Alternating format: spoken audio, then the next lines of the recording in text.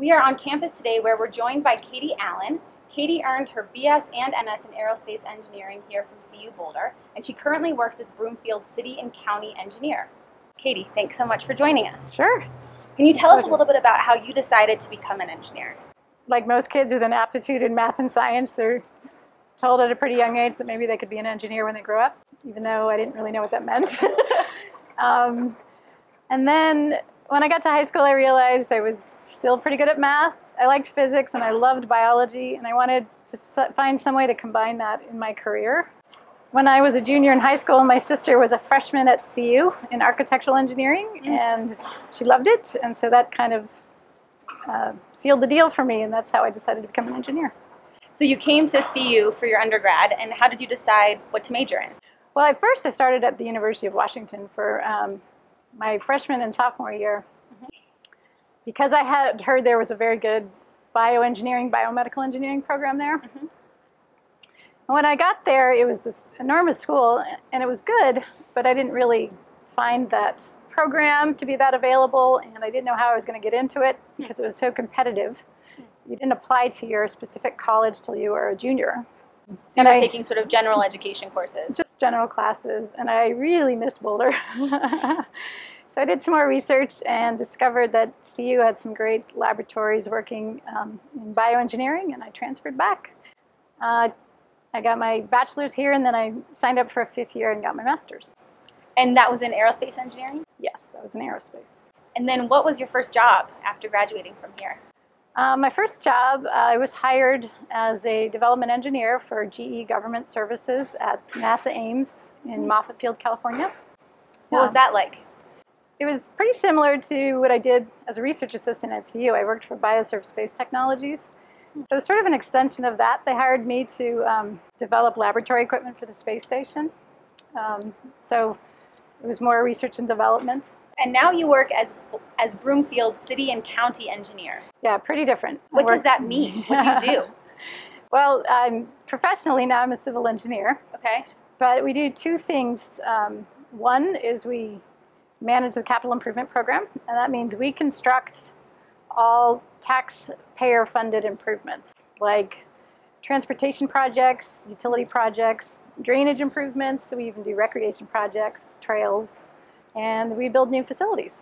And then the other part of the job is we oversee what developers build and turn over to the city. So we make sure they build roads and water and sewer and parks to our standards. So you work for county government. Yep. Can you tell us why you chose to work for a public entity instead of a private one? Well, you know, when I transferred from aerospace, I mean, literally we were working on things in outer space. So kind of in the opposite theme, I wanted to work on something really fundamental to the community. People take for granted that their water turns on, that there's toilets flushed and their sewers working, that the road is in good condition, and that almost always the traffic signals function correctly. This takes an enormous amount of effort by local governments to keep all this stuff working all the time. And I found that intriguing. It can be a little thankless, but it's fundamental and important. And I know that, and when I work on those types of projects, it's satisfying, even if you don't get a lot of thanks for building that traffic signal calls. It's pretty satisfying. So I'm really interested in the fact that you majored in aerospace engineering and now you're a civil engineer. Yeah. It seems so seamless. How did that happen? Well, when I was in California working at NASA Ames, I discovered a few things about myself. One was I loved the science, but I was really restless and wasn't really built for research. It's a long time frame, research and development. And also, frankly, I just didn't want to live in Silicon Valley. The city of Broomfield needed an entry-level engineer, and I convinced them to hire me, and it was a lot of on-the-job training. But I got my PE in civil and just stuck with it. I got promoted a few times. So you're a PE, and some of our students might not know what that means. Can you describe what that means a little? Typically, when you graduate from engineering school, back in the day it was called the EIT. I think now it's called the FE exam. I'm not sure, Fundamentals of Engineering. Yeah. Once you have that license and you're working for a professional engineer, after a few years you qualify for that license. And if you get that license, it's just the state recognizes that you're a professional in your field, and you have many more jobs available for you, and those opportunities exist. And when you become a PE, do you become a PE in a particular discipline, say civil engineering or mechanical engineering, or is it very general? You take the exam in a certain field. So my professional engineering license is in civil engineering. You said on-the-job training, so you were sort of learning as you went? Oh yeah, I was told to calculate, sewer pipe capacities and asphalt strengths, and I had the ability because I was an engineer, but it was just a new field. It was a new set of equations and a new set of books, but I learned a lot. It was great. So in your current role, what type of problems do you solve? Well, we solve transportation safety problems and transportation capacity problems, and we fix old water and sewer lines, and we bring new services to undeveloped areas.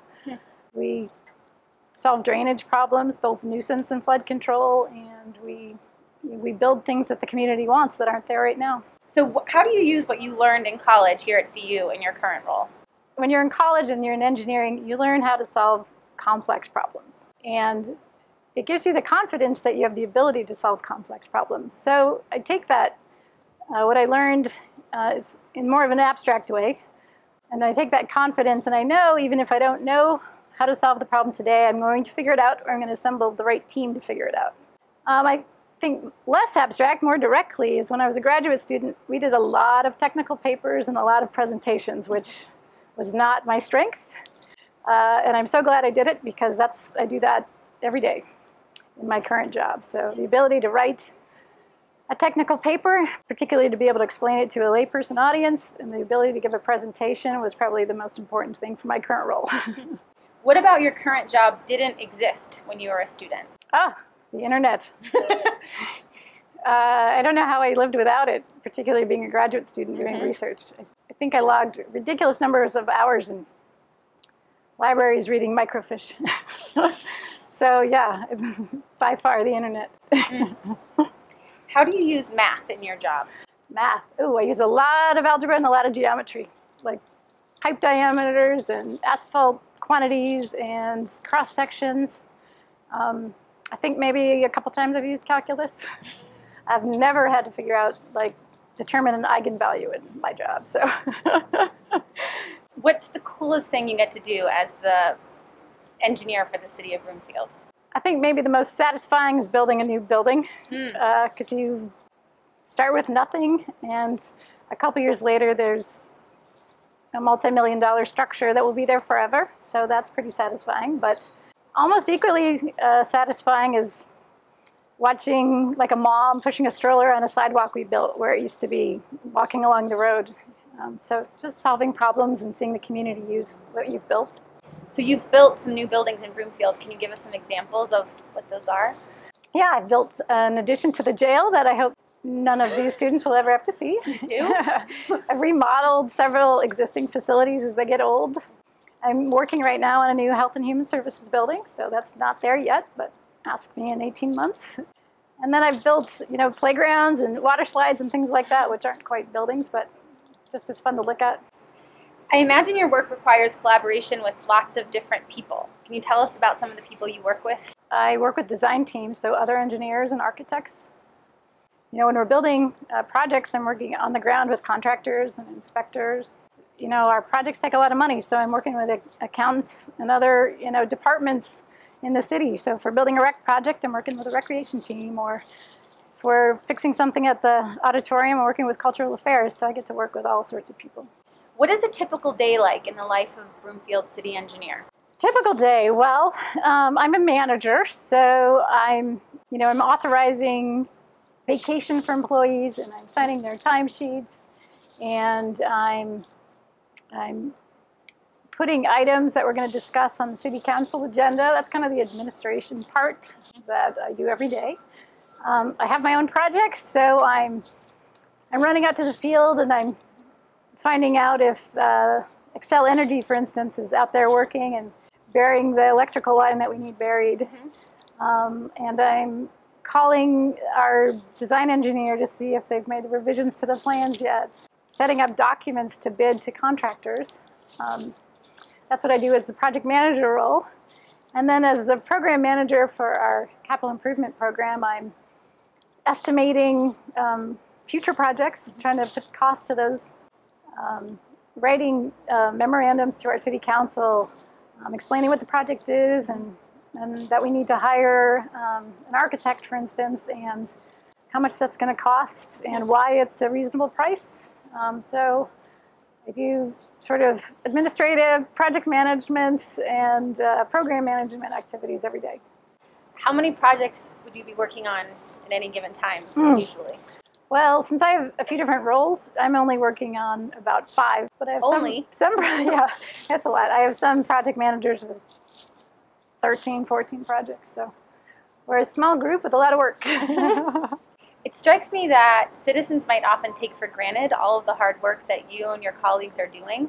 Is there something that we as citizens can do to appreciate engineers who are working on these projects? Oh, I think, yes. Be patient during road construction. That is probably one of the more stressful things to manage, is how do you build a pedestrian underpass on a road that's open to the public? It's very hard. It's very stressful, and everybody's frustrated. And in the end, it's super satisfying. But yeah, the public may not know what a challenge it is, other than they're annoyed that it takes them extra time to get to work or to get home. So Katie, you're a manager. What are some of the things you look for in prospective employees? Well, truthfully, maybe the most important thing is personality and just the sense of common sense. Because truly, you don't have to come to the job knowing all the information. You just have to be able to learn and be able to figure it out and communicate well with others. I guarantee you have the time to learn, but it's difficult to teach someone common sense if they don't come with it already. Any specific advice for undergraduates who are looking to be as attractive as possible to potential employers when they graduate? To be able to maybe take a job that doesn't pay as much as you want right away, or even if it feels beneath you. I think you'll be surprised just how quickly your skills will shine in an organization, and you'll move up and move on. But just getting your foot in the door, however that happens, is a good thing. And if it doesn't work for that organization, you at least have this experience for the next one. We want to talk a little more generally about the field of engineering. Okay. Can you tell us about a time in your career or in your education when you weren't successful or maybe failed at something? Yeah, sure. I've failed a few times. I think I tend to want to oversimplify things. I've attacked a project like, we can just go build this, we don't actually need the engineering. I guess one example is I was in charge of a trail along a drainage ditch, and I just hired a contractor, and we plowed out there and built it, and I realized I had some parts of the trail way too close to the embankment, and it's not safe. It's not safe for a kid on a bike. It's not safe for someone walking their dog distractedly, so I had to scramble and hire a welder and get handrail made and installed and figure all this out and keep the trail safe to the public, find the money to do it. So I've learned I really need to start with plans and need the right data before I just leap into a project. What was your favorite experience as an engineering student at CU? Well, I worked as a research assistant for Aerospace technologies, and that was a blast because, outside the core aerospace classes, we got to study really whatever we wanted that complemented our research. I was taking graduate level molecular biology classes, and I was doing this fascinating research, and it was just great camaraderie with the other students, and I just had a blast. What do you wish someone would have told you when you were in college? Oh, I wish I wasn't so shy, and that I would have marched right up to professors to get help with either getting scholarships or getting research jobs. I wish I was more upfront and used my professors to help me earlier. I did so when I was a junior, but I think if you're a freshman and you can find that courage to get in with a program or an internship, that'll help you enormously. Anything else you want to share with us today? Just to stick with it if you're in the early years of engineering and you're struggling through the core classes. It gets easier and it gets more interesting. And there's a lot of opportunities out there. Thank you so much for being with us today. Sure.